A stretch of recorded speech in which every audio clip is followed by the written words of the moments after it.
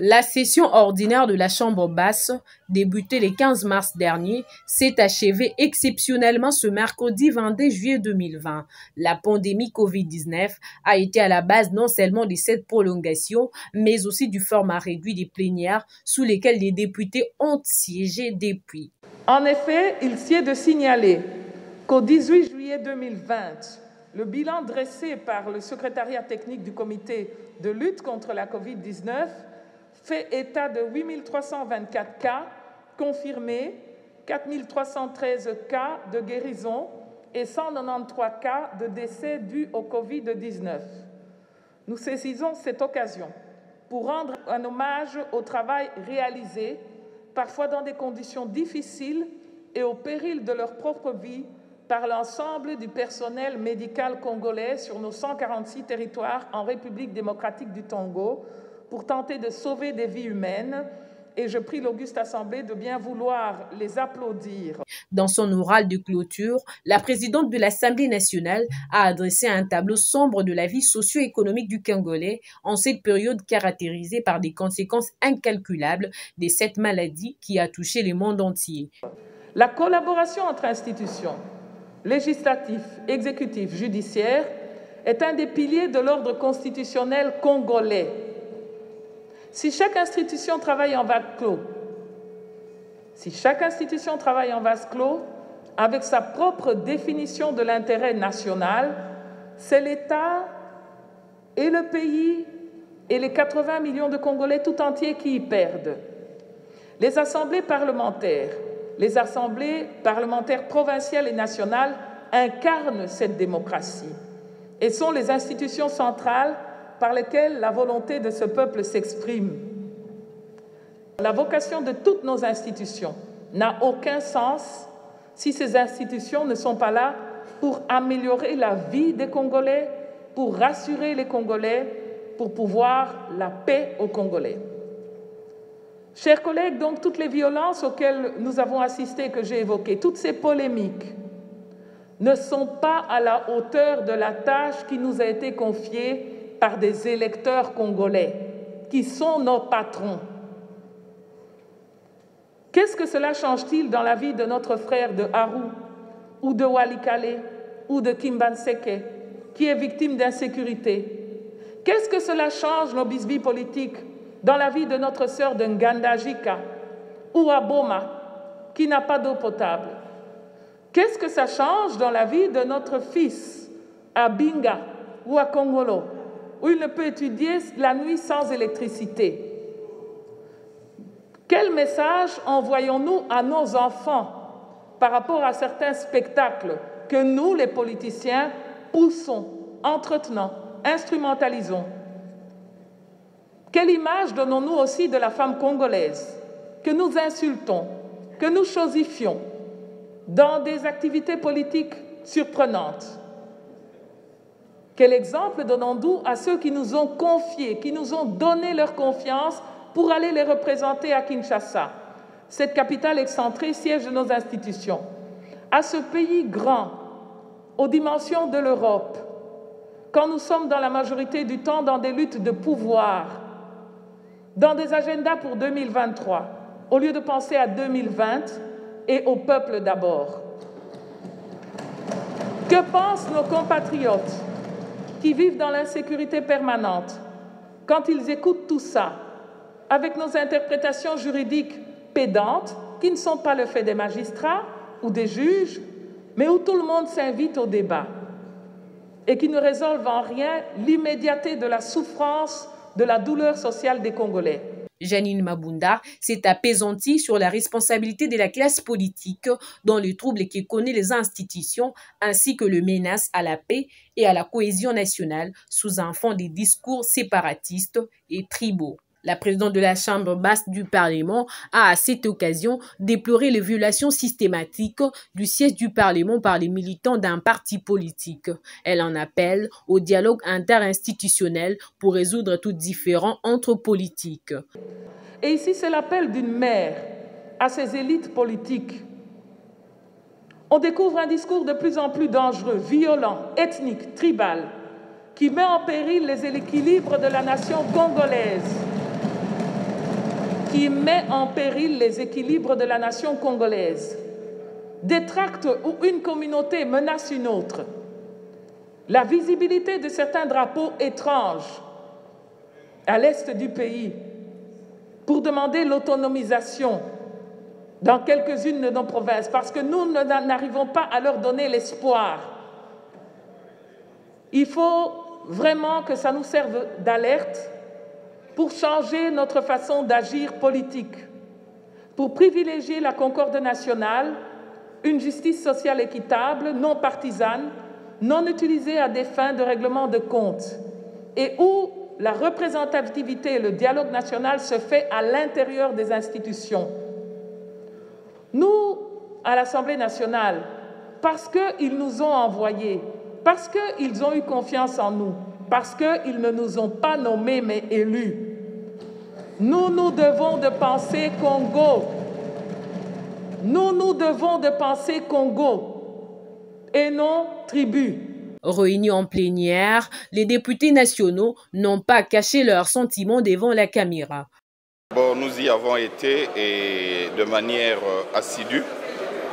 Nous pensons que cette session a été une session de grands enjeux, une session délicate, hautement politique, mais aussi une session faite de très grandes déceptions quant au vécu de tout ce que nous avons eu à connaître comme événements, surtout les événements liés à l'inviolabilité du siège du Parlement. Nous avons été frustrés par ce comportement de nos éléments de la police et qui n'ont pas su protéger comme il se devait le siège du Parlement de notre pays. Qu'à cela ne tienne, nous pensons que l'Assemblée nationale a été au chevet de notre pays dans la lutte contre la pandémie de la Covid-19. Nous avions mis en place par le leadership du bureau de l'Assemblée nationale une commission spéciale qui s'est occupée de la question et ce de manière spécifique et technique, laquelle commission a dû déposer ses conclusions au niveau du bureau de l'Assemblée qui bien sûr a dû transmettre les conclusions à l'exécutif de notre pays afin d'intégrer ce qu'a été la vision de l'Assemblée au niveau de la riposte de la Covid-19. Nous avons aussi connu d'autres enjeux en ce qui concernait quelques propositions de loi, la loi sur la lutte contre la corruption, avec la mise en place d'une agence nationale. Et c'est une très bonne loi qui, pour le moment, est encore au niveau du Parlement, mais qui certainement va être transmise au niveau du chef de l'État pour promulgation. Nous avons eu une proposition de loi qui portait modification des principes fondamentaux de l'agriculture. Nous avons voulu booster notre économie au départ de l'agriculture en y apportant certaines modifications. Et l'initiative est de l'honorable Moutiri Wabachara, qui est une initiative louable parce que le pays a besoin non seulement de booster l'agriculture, mais surtout de faire de l'agriculture le fer de lance de notre économie nationale. Et nous voudrions encourager à cette occasion les investisseurs étrangers à davantage investir non seulement dans les mines comme nous avons connu cela depuis des années, mais aussi dans l'agriculture, notre pays étant un pays à vocation agricole. Nous avons d'autres propositions de loi comme les 3 propositions de loi des honorables Aubin Minakou et Gary Sakata, lesquelles propositions sont encore au niveau de la commission PAJ.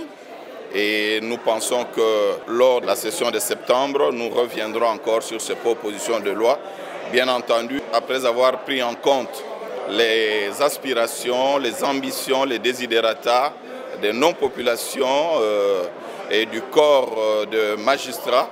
Et il est bon qu'on les intègre dans cette dynamique-là. Nous avons eu aussi l'entérinement du président de la CNI. Il s'est fait que la procédure a été lancée comme il se devait, comme prévu dans la loi. Bien entendu que l'on est tenu à ce que la société civile, à travers les confessions religieuses, a eu à se réunir, à négocier, mais à l'atterrissage, les confessions religieuses se sont trahies elles-mêmes parce qu'elles n'ont pas été en mesure de se mettre d'accord. La CNI, en tant que partenaire de l'État, en tant que commission nationale indépendante, elle doit être prête à organiser les élections. Je pense qu'à la session de septembre, l'Assemblée nationale, le Parlement devra s'assumer et fera rapport au président de la République qui certainement prendra acte étant donné que nous aurons eu le temps de retrouver encore nos amis, nos frères des confessions religieuses. Nous venons de terminer notre session aujourd'hui. Après des tumultes, bien entendu, c'est ça le rôle même de l'Assemblée, c'est de discuter, débattre. Parfois, il y a confrontation des idées. Mais moi, en tant aussi que rapporteur du groupe des femmes parlementaires, nous avions eu beaucoup de rencontres entre femmes, avec l'ONU Femmes, avec le ministère du Genre, le ministère des Affaires sociales. Parce qu'il était important que nous sachions exactement ce que ces différents ministères ont comme programme à l'intention des femmes et des enfants. Ça, c'était très bénéfique. Il y a des promesses, il y a le ministère du Plan aussi, parce qu'il y a plein de projets qui seront en faveur des femmes et des enfants. Nous avons fait un plaidoyer pour notre territoire de Lubudi et en général aussi pour la province du Lualaba. Donc nous avions eu à être témoins de ces conflits qu'il y a entre nos collègues du FCC, nos collègues de l'UNC, en fait CACH. Et donc tout cela, nous avions eu à apporter des conseils utiles parce que nous sommes là pour construire.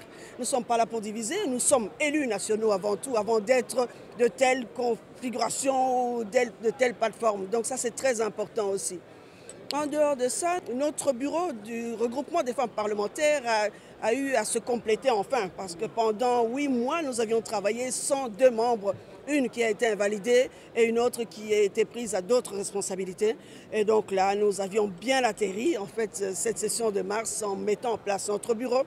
Et cela va nous permettre de bien réaliser notre plan d'action. Parce que pendant toutes ces sessions, il y a eu aussi des échanges avec des parlementaires qui étaient venus. Parce qu'après notre rencontre avec les parlementaires britanniques, directement, il y a eu ce problème de Covid. Notre souci et notre rêve, c'est de pouvoir aider nos populations du territoire de Lubudi, de la province du Lualaba, qu'ils puissent se protéger parce que cette maladie est là, ce virus est là, il va circuler avec nous pendant 2-3 ans, peut-être plus. Et donc notre rôle en descendant sur terrain, c'est de pouvoir sensibiliser, faire le tour de tout le territoire de Lubudi, sensibiliser les gens qu'ils fassent attention, qu'ils se protègent, les masques, avoir les gestes barrières pour que tous nous puissions nous protéger, nous sécuriser, parce que le Congo a besoin de gens valides et responsables. Nous avons eu à auditionner quelques membres du gouvernement en ce qui concerne le fonctionnement des entreprises minières du portefeuille. Nous avons auditionné également le ministre de l'Environnement en ce qui concerne la cohabitation difficile entre les populations voisines des aires protégées. Et bien sûr, il y a eu l'examen de la loi sur l'agriculture. La loi sur l'agriculture est très importante dans la mesure où la loi de 2011 disposait que l'État congolais puisse investir 51% dans le capital d'une exploitation agricole à constituer. Et c'était un blocage. Ça a eu comme effet de bloquer la loi pour la bien simple raison que l'État n'a pas suffisamment de ressources que pour investir dans des grosses industries à hauteur de 51%. Donc la loi consiste à réaménager le capital de manière à ce que les partenaires discutent de la hauteur, mais avec 2 conditions. La première condition, c'est qu'il n'y a aucune société étrangère ne peut venir investir dans le domaine de l'agriculture s'il n'y a pas un Congolais dans le capital. Et le capital doit être supérieur ou égal à 10%. La deuxième innovation dans cette loi que nous avons eu à proposer, c'est le fait que le fonds de développement de l'agriculture qui est prévu dans la loi ne peut être accessible qu'aux seuls Congolais ou alors une société de droit congolais. Voici les deux innovations et contrairement à ce qui est dit, cette loi, la proposition de loi que nous avons eu l'occasion ou l'honneur de proposer à l'Assemblée nationale ne parle pas des terres parce que l'acquisition des terres est réglée par la loi foncière. Donc nous n'avons pas touché à la loi foncière qui règle les mécanismes d'acquisition des terres. Nous avons seulement essayé de légiférer, nous avons légiféré sur la constitution du capital d'une société d'exploitation agricole et nous avons légiféré aussi sur la façon d'accéder aux fonds de développement agricole. Pour encourager les Congolais à investir dans ce domaine-là, ces fonds ne peuvent être accessibles qu'aux personnes physiques congolaises ou aux personnes morales de droit congolais.